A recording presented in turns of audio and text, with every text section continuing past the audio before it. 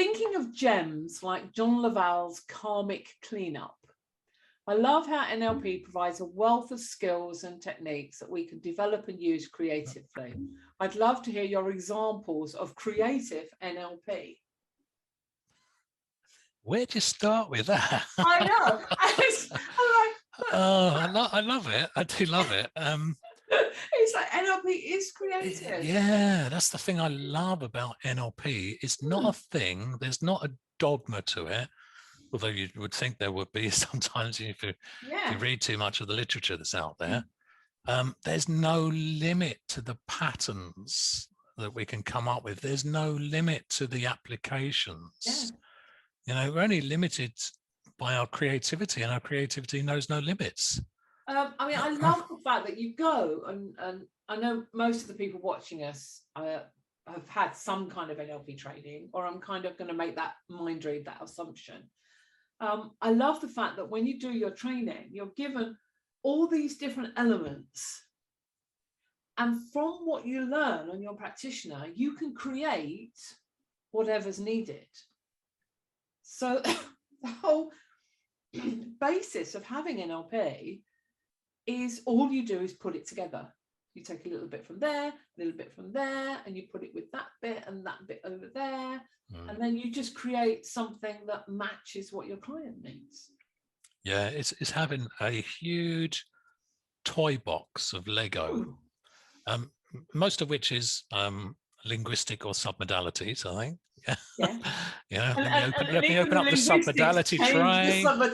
And it's all linked together. Yeah, it's one of those boxes that opens up like this.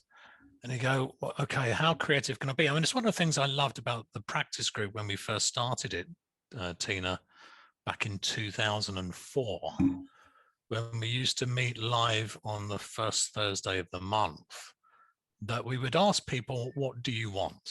Okay, so it wouldn't be we would then impose what we wanted to train on the group. We'd ask the group, and sometimes we didn't get anything back. Okay, so we'd have to be creative on the day, and some of the best practice group sessions, or certainly best from my perspective, and the ones I enjoyed, were where we came up with things on the spot. There was one where I remember saying to the group, I've never done this before, but who wants to play with peripersonal space? So peripersonal space is our awareness of where we are. Like, there's my finger, I know there's my nose, and I have this awareness. There's like geometry and geography that I know where I am in space, so I can pick up this drink and don't accidentally tip it over my head. I know where my mouth is. Yeah. But I'd been reading about people's ability to literally touch other people energetically. So we just did some really creative, getting people standing next to each other and imagining reaching out and touching the other person. And we got some incredible results. Now, a lot of it was down to the pre-frame, you know, so it wasn't, the pre-frame wasn't, never done this before, guys, no idea how this is going to work. The pre-frame was, we're going to explore something new. Let's just see what amazing results we get. And we just played, and we just experimented, and we just explored and came up with new ways of, you know, connecting with people. And I love those sessions where you're kind of just making things up and on the spot and finding out things by experimentation. I think my favorite of the practice group was the one where we delved into all the different elements of deep rapport and synchronization, paying attention to calibrating to what other people were thinking and feeling. Mind reading. To such an extent that not only could you see the other person's images, but you could put shit in them. Yeah, well, not necessarily shit, but you could muck around with other people's. Play with other people's. Yeah, indeed. You could just stick. And I remember we had, and I think it might have been June. Do you remember somebody put bunnies in June's garden?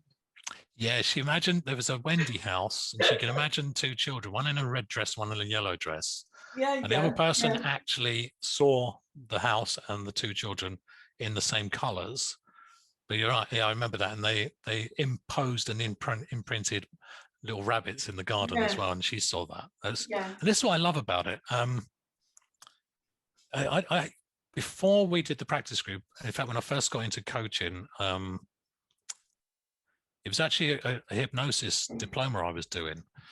And I'd invited a group of people to my house, and I set up a first practice group. So this is about 2000. In fact, it was just before I'd even started assisting, actually. And none of us knew what we were doing. Okay, so it was really the blind leading the blind, literally. And I was using Orman McGill's stage hypnosis as our book, and we'd randomly choose a page and then try some experimentation. And the thing that really opened up my mind to what was really possible just by experimenting was when I did, we opened the page and I said, oh, there's a psychic lasso. And I got somebody stand there, imagine throwing a lasso, pulled them and they fell over. And I remember thinking, oh my God, this is so cool.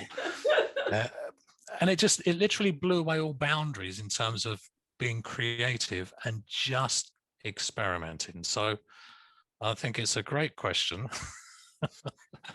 There is a couple of patterns actually to it, which I use to help with my creativity. One is when I first heard about mapping across, I found that really useful. So looking for a behavior in one context and then mapping it across into another context and taking something that works here that's never been used here before.